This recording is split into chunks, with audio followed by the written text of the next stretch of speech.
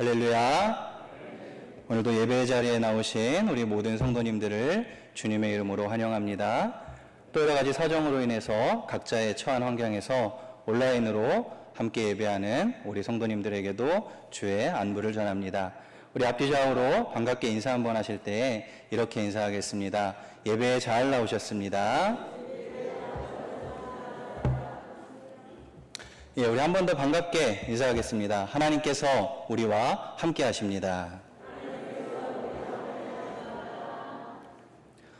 예, 오늘부터 4주간 담임 목사님께서 이제 안식월 기간에 계시기 때문에 저와 오전에는 제가, 그리고 오후에는 우리 이학구 목사님께서 하나님의 말씀을 전하고 또 예배를 인도합니다. 목사님께서 계시지 않는 동안에 교회가 평안한 가운데 주의 인도함을 받을 수 있도록 위해서 기도해 주시고, 또 예배와 모든 모임과 교회 일정에 어려움이 없도록 관심을 가져주시고 지속적으로 기도해 주시면 감사하겠습니다. 오늘부터 4주간 저와 함께 요한계시록의 말씀 가운데 특별히 7교회에 주신 말씀의 내용을 가지고 함께 하나님의 은혜를 살펴보도록 하겠습니다. 우리가 아는 것처럼 이 요한계시록은 사도 요한이 기록을 했습니다. 하나님께서 반모섬에 유배되어 있는 요한을 찾아가셔서 이 요한에게 말씀을 계시하여 주셨어요. 특별히 계시록 2장과 3장을 보면은 당시에 로마 제국 치하에 있는 소아시아의 7교회 가운데 하나님께서 말씀을 주셨는데, 특별히 하나님께서 7교회에 말씀을 주셨다는 것은 성경에서 이 7이라는 숫자가 완전함을 의미한다는 것은 다들 잘 알고 계실 거예요. 그래서 모든 교회를 대표해서 7교회의 말씀을 주셨다라고 볼 수도 있고, 또 한편으로는 모든 교회 가운데 일어날 법한 여러 가지 많은 상황들, 여러 가지 문제들이 있지 않겠습니까? 그러한 일들을 종합적으로 이 7교회를 통해 보면 알 수 있고, 또 권면을 받을 수 있고, 하나님의 은혜를 입을 수 있다라는 측면으로 이해를 하시면 좋을 것 같습니다. 오늘은 첫 번째로 서머나 교회에 대해서 함께 말씀을 나누어 보려고 합니다. 요한이 이 편지를 기록할 당시에 처음에 말씀드렸던 것처럼 유배자였습니다. 길이가 한 16km 정도 되고 너비가 8km 되는, 인구가 한 2,500명 정도밖에 되지 않는 굉장히 작은 섬이었어요. 이 요한은 그 섬에 유배를 가게 되어서 이제 돌을 깨는 노동을 하면서 그렇게 지내고 있었는데, 요한이 어떤 중범죄자, 살인이나 강도나 이런 죄를 지은 자가 아님에도 불구하고 이 섬에 유배가 된 것은 당시 어떤 정치적인 상황과 좀 연관이 있습니다. 당시 로마 제국의 입장에서 보면은 기독교인들은 좀 골칫거리였습니다. 실제로 로마 제국으로부터 독립하기 위해서 여러 가지 크고 작은 시민운동 같은 것이 있었고, 정부가 보기에 그 중심에는 언제나 기독교인들이 있는 거예요. 우리 예수님께서 이 땅에 오셔서 사시다가 고난을 받으시고 십자가 죽음을 당하실 때에 예수님께서는 이스라엘의 어떤 그 정치적인 독립에 대해서는 전혀 관심이 없으셨거든요. 그럼에도 불구하고 정부와 이 유대인들이 야합을 하여서 예수님에게 정말 말도 되지 않는 국가 모반죄를 적용하여서 고난 가운데 예수님을 몰아넣은 것을 우리가 알 수 있어요. 이 요한도 마찬가지예요.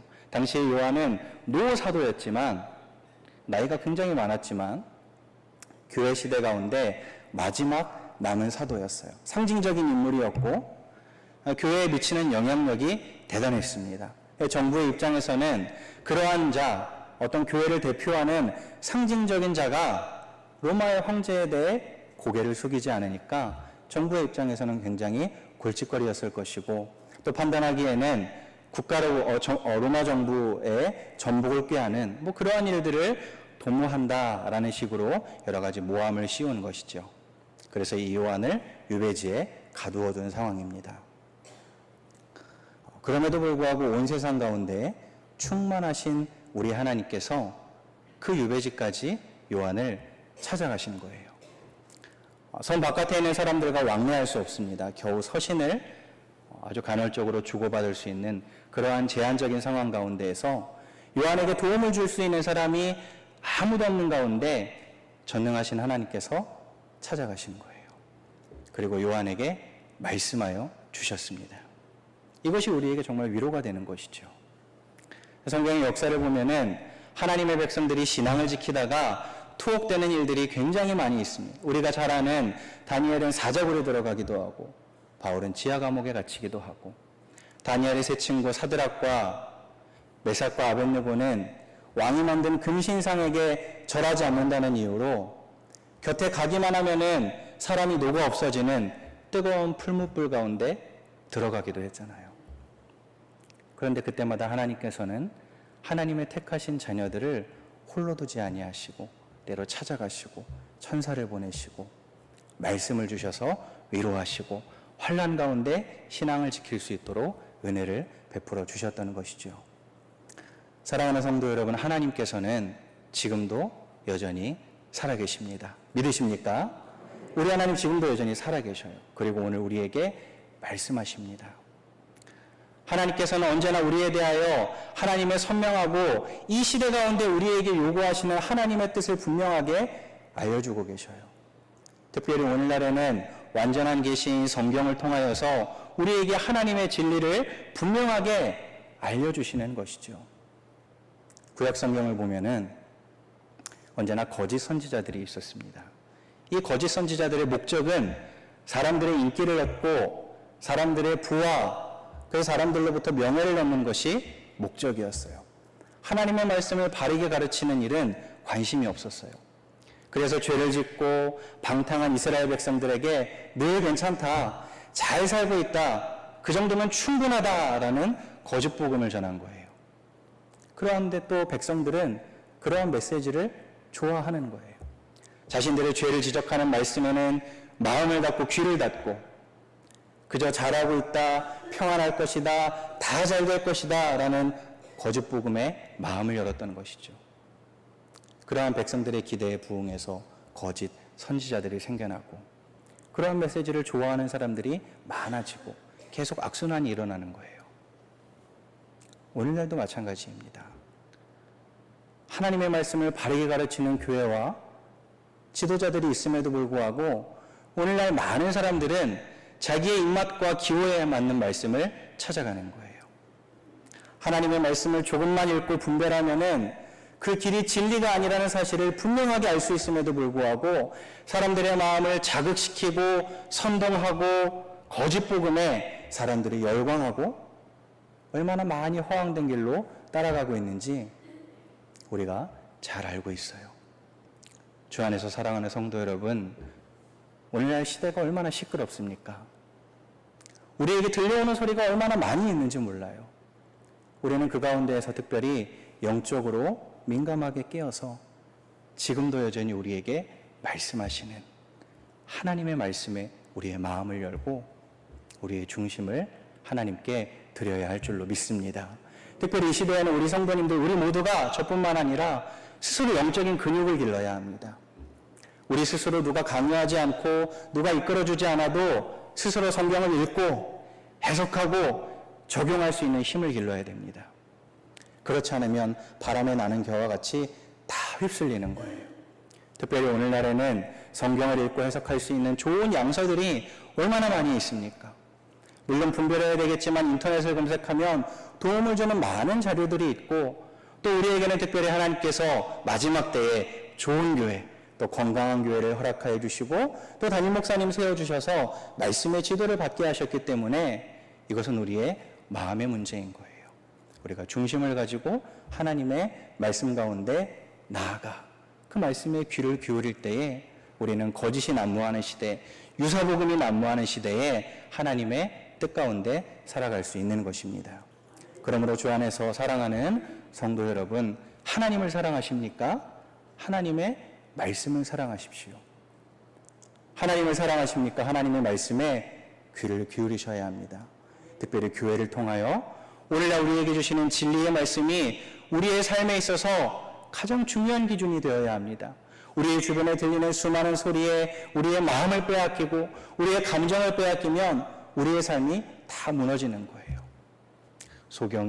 소경을 인도하는 시대에 우리는 오직 하나님의 말씀에 붙잡힌 사람이 되어야 하는 것입니다.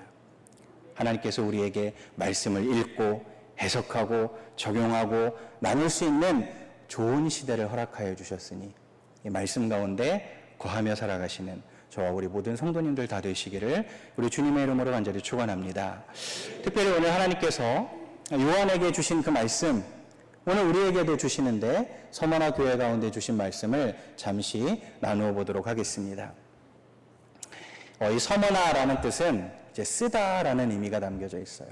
이 말 그대로 이 서머나라는 지역의 교회는 굉장히 큰 고난을 당하고 있었습니다. 당시에 이 서머나라는 지역은 한 10만 명 정도 되는 중형 도시였는데 아름다운 건축물이 많고 또 의술이 발달하는데 특별히 우리가 기억을 해야 할 것은 이 도시가 로마의 굉장히 우호적인 도시였다는 거예요. 로마가 세계를 정복하기 전에 이미 일찍이 로마에 충성을 맹세한 그런 도시였어요. 자연스럽게 뭐가 따라올까요? 로마로부터 여러 가지 좋은 혜택과 로마가 강해질수록 이 서머나에도 주어지는 여러 가지 혜택, 복지가 굉장히 많아지는 거예요. 당시 로마가 지배하고 있던 도시들의 소원이 하나 있었어요. 뭐냐면 황제의 신전을 세우는 거예요. 건축하는 거예요. 오늘날에 이제 올림픽을 새로 유치한다 하면은 여러 가지 많은 이익이 주어지기 때문에 나라들이 경쟁을 하는 것처럼 도시들이 치열하게 경쟁을 하는 거예요. 그런데 그 가운데 서머나가 택함을 받은 거예요. 로마가 좋아하는 도시예요. 로마로부터 많은 혜택을 받고 또 자연스럽게 이 서머나에서 장사를 하려면 조합에 가입을 해야 되는데 이 조합원이 되는 조건이 여러 가지가 있는데 제일 중요한 건 이거예요. 로마의 황제를 향하여서 나의 주, 나의 신입니다 라고 고백하고 공적인 자리에서 인정을 하는 거예요. 그리고 일단 조합원이 되면은 먹고 사는데 별로 지장이 없을 정도로 많은 혜택이 주어지는, 세금을 다 감면해주고 좋은 자리를 제공해주고 여러 가지 복지적인 많은 혜택을 주는 거예요. 반면에 조합원이 되지 못하면 여러 가지 생계에 어려움을 겪는 거예요. 먹고 사는 일에 있어서 굉장히 힘들게 되는 겁니다. 그런 일들이 이 서머나 도시 가운데 있었다는 거죠. 자연스럽게 이 서머나 도시는 로마와 갈등을 일으키는 어떤 요소들을 늘 불안해하고 제거하려고 했어요. 그럼 가장 먼저 누가 골칫거리겠습니까? 바로 그리스도인들이에요. 당시에는 정기적으로 각 도시에서 로마의 황제를 예비하는 제의가 열렸습니다. 강제로 사람들을 동원할 수는 있어요. 그런데 그때마다 황제 앞에서 고개를 빳빳이 들고 숙이지 않는 사람들이 있었어요. 바로 그리스도인들이에요. 여호와 하나님만을 믿는 신앙으로 살아가는 사람들. 세상 가운데에서 어떠한 손해와 환난과 핍박이 주어져도 하나님에 대한 신앙을 포기할 수 없는 사람들이 늘 있었던 것이죠. 이 서머나로서는 너무 골칫거린 거예요. 그래서 로마의 법을 적용하여서 그리스도인들을 색출하고 때로 그 사람들에게 여러 가지 경제적인 제재를 가하고 당시에는 조금 산발적이기는 했지만 감옥에 가두거나 고문을 하거나 아주 극단적인 경우에는 사형에 처하는 일도 있었던 거예요. 그런데 이 일에 도움을 준 사람이 바로 유대인들이었어요. 우리 9절 한번 같이 읽어볼까요? 9절 시작. 내가 내 환난과 궁핍을 알거니와 실상은 내가 부요한 자니라. 자칭 유대인이라 하는 자들의 비방도 알거니와 실상은 유대인이 아니요 사탄의 회당이라. 아멘. 당시 서머나 교회의 성도들이 당한 상황을 오늘 성경은 두 단어로 표현합니다. 환난과 궁핍이에요. 환난은 큰 돌덩이 같은 것이 누르고 있다는 거예요. 그리고 궁핍이라는 건 다른 사람들을 돌아볼 수 있는 여유가 없다는 거예요. 굉장히 가난하고 궁핍하게 살았어요. 그리스도인으로 살아간다는 것이 그저 어떤 적당한 손해를 감내하며 살아갈 수 있는 시대적인 상황이 아니라 생계에 영향을 주는, 먹고 살기 굉장히 힘들고 어려운, 때로는 재산을 다 몰수당해서 살 집이 없어서 동굴이나 움막에 거할 수밖에 없는 그런 의미에서 서머나 교회가 처한 어려움과 환난은 바로 경제 문제였어요. 경제 문제. 그런데 당시에는 로마 정부에서 볼 때 유대인하고 그리스도인은 같은 부류였거든요. 그러니까 오늘날 우리가 인터넷 기사를 보면은 때때로 어떤 이단과 사이비와 정통교회를 구별하지 아니하고 전체 교회가 마치 그러한 것처럼 기사를 내는 경우가 있잖아요. 알면서 그럴 수도 있지만 몰라서 그럴 수도 있어요. 정부가 보기에 유대인이나 그리스도인이나 여호와 하나님을 믿는 신앙인으로 그냥 다 비슷한 부류의 사람들인데, 당시에 이 유대교는 하나의 독립된 종교로 좀 존중을 받았습니다. 아주 잠깐이지만. 그래서 원하면 로마의 황제에게 고개를 숙이지 않아도 됐어요. 그러니까 그리스도인들이 그냥 가만히 있으면 정부에서는 유대인처럼 여기니까 어려운 시절을 좀 무난하게 지나갈 수도 있는 거죠. 그런데 어딜 가나 결정적인 순간에 황제의 신상에 절을 하지 않는 모습이 계속해서 드러나게 되고, 또 하나는 끊임없이 유대인들 가운데 기독교로 개종을 하는 사람들이 계속 늘어나는 거예요. 그러다 보니까 이 유대인들이 시기를 해서 그리스도인들을 당국에 고발하는 겁니다. 저들은 우리와 다른 부류의 사람들이고 국가의 전복을 꾀하는 아주 악질적인 사람들입니다 라고 기독교인들을 고발하는 거예요. 그게 바로 9절에 자칭 유대인이라 하는 자들의 비방도 알거니와 실상은 유대인이 아니요 사탄의 회당이라 라고 이야기하는 거예요. 한마디로 서머나 교회 성도들의 삶은 두 가지입니다. 가난과 그리고 형제들의 조롱과 비난. 이것이 이 서머나 성도들을 설명할 수 있는 단어입니다. 오늘 우리가 처한 현실을 한번 생각해 보죠. 대한민국 사회에서 예수님을 믿는다는 이유로 공공연하게 약탈을 당하거나 감옥에 들어가는 일은 없습니다. 그런데 우리가 세계를 보게 되면은 지금도 여전히 세계 곳곳에서 복음을 위해서 피를 뿌리는, 이 땅에 왔다가 이름도 없이 빛도 없이 쓰러져가는 수많은 믿음의 사람들이 있어요. 멀리 가지 않아도 중국이나 북한의 지하교회에서 성도들이 한 번의 예배를 드리기 위해서 자신의 생명을 걸어야 하는 상황을 아마 익히 들으셨을 거예요. 또 오늘날 우리가 처한 현실도 그렇게 녹록치는 않아요. 오늘날 교회가, 성도가 세상의 많은 비난과 조롱 가운데 있는 현실을 우리가 알 수 있습니다. 사람들이 우리의 예배, 이 장소가 마치 바이러스의 온상지인 것처럼 여기고, 교회 가고 예배 가는 것을 정말 큰 죄를 짓는 것처럼 여기는 시절을 우리가 지나가고 있는 거예요. 한국 사회에서 더 이상 그리스도인은 주류가 아닙니다. 물론 여기에는 우리의 책임이 분명히 있습니다. 우리가 세상 가운데에서 빛처럼 소금처럼 하나님의 말씀의 정신에 입각하여서 약자를 사랑하고 소수를 돌아보고 사회의 선한 영향력을 행사하지 못한, 오히려 세상 사람들보다 더 욕심을 가지고 욕망을 가지고 본이 되지 못한 우리의 책임이 분명히 있어요. 이 부분에 대해서는 한국교회 전체가 회개하고 우리 자신을 돌아봐야 하겠죠. 그런데 또 한편으로 생각을 하면은 거의 상식적이고 일반적이고 평범한 교회들은 늘 정부의 방침을 준수하고 하나님의 말씀의 정신대로 살아가고, 거의 대부분의 하나님의 백성들은 세상 가운데에서 선한 영향력을 행사하면서 신실하게 살아가기 때문에 오늘날 작금에 주어진 사람들의 비난과 조롱이 한국교회 전체를 두고 이야기하는 것에 대해서 우리는 또 조금 아쉬운 마음이 있는 거예요. 오늘 서머나 교회도 마찬가지입니다. 그리스도인들은 사람들이 보기에는 애국심이 없는 사람들이에요. 한 번만 고개를 숙이면 로마로부터 많은 혜택과 도움과 경제적인 부를 얻을 수 있는데, 자꾸만 이 사람들이 걸림돌이 되니까 로마와 갈등을 일으키게 되고 도시의 경제를 좀먹는 그러한 사람들로 인식이 되는 거예요. 가난과 비방이 교회에 끊이지 않는 거예요. 그런데 그때 서머나 교회에 하나님께서 위로하시는 거예요. 9절을 보시면은 내가 내 환난과 궁핍을 알거니와입니다. 우리 같이 한번 해볼까요? 하나님께서 모든 것을 아십니다. 예, 아멘이십니까? 사랑하는 성도 여러분, 하나님께서 오늘날 교회가 처한 모든 상황과 현실을 다 알고 계시는 거예요.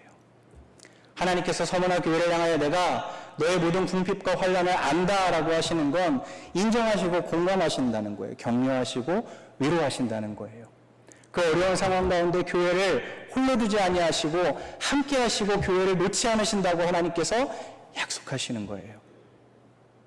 그리고 외모를 판단하지 아니하시는 주님께서 교회를 향하여 뭐라고 하시죠? 실상은 내가 어떻다고 합니까? 부요한 자니라 말씀하시는 거예요. 겉으로 보면 교회의 성도들은 가난해요. 생계의 위협을 받기 때문에 사람들에게 돈을 꾸는 거예요. 집이 없어서 재산을 몰수당해서 굉장히 구차하게 궁색하게 살아가는 모습들이 있는 사람들에게 비난과 조롱을 받고 어리석다 여김을 받는 거예요. 그런데 하나님 보시기에는 하나님의 눈은 다르신 거예요. 오늘 하나님께서는 교회를 향하여서 실상은 내가 부요한 자니라 말씀하시는 거예요. 왜 그럴까요? 여전히 서머나 교회는 가난한데요. 사람들은 비난하고 있는데요. 여전히 성도들의 경제활동은 여러 가지 많은 제한 가운데 있는데 왜 하나님께서는 교회를 향하여 실상은 내가 부유하다 하실까요? 그것은 바로 교회가 믿는 대상이신 믿음의 내용이신 우리 하나님께서 세상 가운데 충만하신 하나님이시기 때문입니다. 그래서 그들이 세상에 대하여서는 가난하나 하나님에 대하여서는 부유한 자로 서 있다는 사실을 오늘 하나님께서 분명하게 말씀하시는 거예요. 작금의 현실이 어렵습니다. 우리가 처한 현실이 굉장히 곤란해요. 우리가 분명 하나님 앞에서 세상 가운데에서 책임질 일이 있습니다. 회개해야 되겠죠. 그런데 우리가 믿음을 가지고 살아계신 하나님을 붙잡을 때에 하나님께서 우리의 있는 모습 그대로 받아주시는 거예요. 부족하고 연약하지만 하나님을 믿는 믿음 가운데 서 있는 교회를 향하여서 하나님께서는 오늘 실상은 내가 부요하다라고 말씀하시는 거예요. 주 안에서 사랑하는 성도 여러분, 하나님의 은혜로 말미암아 하나님으로 말미암아 하나님을 믿는 믿음 가운데에서 진정한 부유의 삶을 살아가시는 우리 모든 성도님들 다 되시기를 바랍니다. 오늘 하나님께서 교회를 향하여서 부유하다라고 말씀하신 후에 이제 적극적으로 권면을 하시는 거예요. 우리 10절 한번 같이 읽어보겠습니다. 10절 시작. 너는 장차 받을 고난을 두려워하지 말라. 볼지어다 생명의 관을 내게 주리라.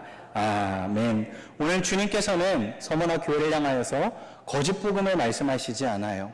다 좋아질 거야. 이제 모든 경제 활동이 풀리고 너희들이 부자가 될 거야. 건강해질 거야. 아무 일도 일어나지 않을 거야 라고 말씀하시는 게 아니라 너희 가운데 몇 사람이 감옥에 들어가게 될 거야 말씀하시는 거예요.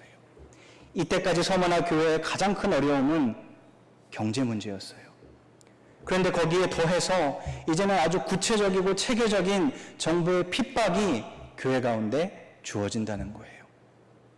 그런데 그때 주님께서 뭐라고 하십니까? 그러한 환난 가운데에서 두려워하지 말아라 라고 말씀하시는 거예요. 두려워하지 말아라. 주님께서 함께 하시기 때문에 두려워하지 말라는 거죠. 여전히 많은 사람들은 예수 그리스도를 믿는 성도는 세상에서 만사 형통하다고 이야기를 해요. 거짓 복음입니다. 예수님 믿는 사람들이 다 부자가 되고 다 건강하고 다 병에 걸리지 않는다라고 말하는 건 잘못된 이야기예요. 오히려 성경은 우리에게 성도의 삶에 있어서 환난과 어려움이 있다고 이야기합니다. 너희가 세상에서는 환난을 당하나 담대하라. 내가 세상을 이기었노라 말씀하시는 거예요. 오늘 교회를 향하여서도 주님께서는 더 큰 어려움이 교회 가운데 있을 것인데 그럼에도 불구하고 두려워하지 말아라 라고 말씀하시는, 한 걸음 더 나아가서 하나님에 대하여서 죽도록 충성하라 말씀하시는 거예요. 한번 같이 따라해 주시겠습니까? 죽도록 충성합시다. 여기에는 두 가지 의미가 있습니다. 첫 번째, 예수님을 믿는다는 건 우리의 생명을 걸어야 한다는 것입니다. 아주 작은 대가만 지불하고 적당하게 믿는 신앙이 진짜 신앙이 아니라 예수 그리스도를 온전하게 믿는 신앙은 여러분 우리의 삶을 걸어야 한다는 거예요. 그리고 또 하나의 의미는 하나님에 대하여 신실하다는 거예요. 교회가 어떠한 상황 가운데 처하던 주님께서 교회를 능력으로 붙잡고 계시니 떨지 말고 두려워하지 말고 전능하신 하나님, 지금도 교회를 향하고 계신 하나님, 어려운 가운데에도 교회 가운데 말씀하시는 하나님에 대하여 신실한 중심이 흔들려서는 안 된다라고 성도들에게 주님께서 권면하시는 거예요. 사랑하는 성도 여러분, 오늘날 세상이 얼마나 떠들어댑니까? 기사를 보면은 큰 일이 일어날 것처럼 사람들이 호들갑입니다. 계속해서 확진자 숫자가 증가될수록 우리의 마음에 두려움과 걱정이 계속 커지는 거예요. 아마 한 번쯤은 다 코로나19에 전염이 되는 생각을 해보셨을 거예요. 우리가 걸려야, 우리가 걸리면 감당할 수 있겠지만, 무엇보다 제일 마음이 아픈 건 이제 우리의 자녀들이잖아요. 아직 살아야 할 날들이 많은 우리 아이들이 이 병에 걸리면 어떤 일이 생기게 될까? 사람마다 증상과 후유증이 다 다르지만 또 어떤 경우에는 굉장히 아프기도 하다고 해요. 몸이 굉장히 힘들 겁니다. 그런데 성도 여러분, 그뿐이에요. 이 전염병이 우리에게 줄 수 있는 것은 겨우 이 우리의 몸을 어찌하는 거예요. 아프게 하고 죽게 하는 거, 그게 전부예요. 그런데 전능하신 우리 하나님께서는 우리의 몸과 영혼의 생명과 죽음을 다 주관하시는 분이잖아요. 그러면 우리가 하나님의 거룩한 백성으로서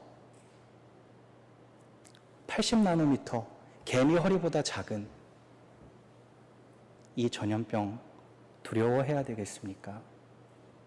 아니면 전능하신 하나님을 더 의지해야겠습니까? 오늘 이 시대에 정말 큰일은 이 병에 걸리는 거, 확진자가 늘어나는 거, 시대가 흉흉한 거, 물론 이러한 것도 우리가 돌아보고 살피고 조심해야 되겠지만 이것보다 더 큰 일은 우리의 마음이 흔들린다는 거예요. 우리는 전능하신 하나님을 아버지로 고백하는 하나님의 백성들인데 그 하나님을 온전히 신뢰하지 못하고 죽도록 충성하는 모습, 하나님을 향하여 신실한 우리의 중심이 흔들리고 하나님이 우리와 함께 하시다 늘 고백하면서도 질병 앞에서 벌벌 떨며 두려워하는 모습, 하나님께서 오늘 우리의 마음을 돌아보라 말씀하시는 거예요. 하나님께서는 이 코로나19 사태를 단번에 없애주시지 않고 있어요. 장장 7개월의 시간이 흘렀습니다. 얼마나 더 갈지 모르겠습니다. 그런데 하나님께서는 이 가운데 우리에게 요구하시는 거예요. 지금 당장 이것을 다 없애주겠다. 하나님께서 모든 걸 원래대로 다 돌이켜주시겠다라고 말씀하시는 것이 아니라 오늘 서머나 교회를 통하여 우리가 알 수 있는 게 뭐예요?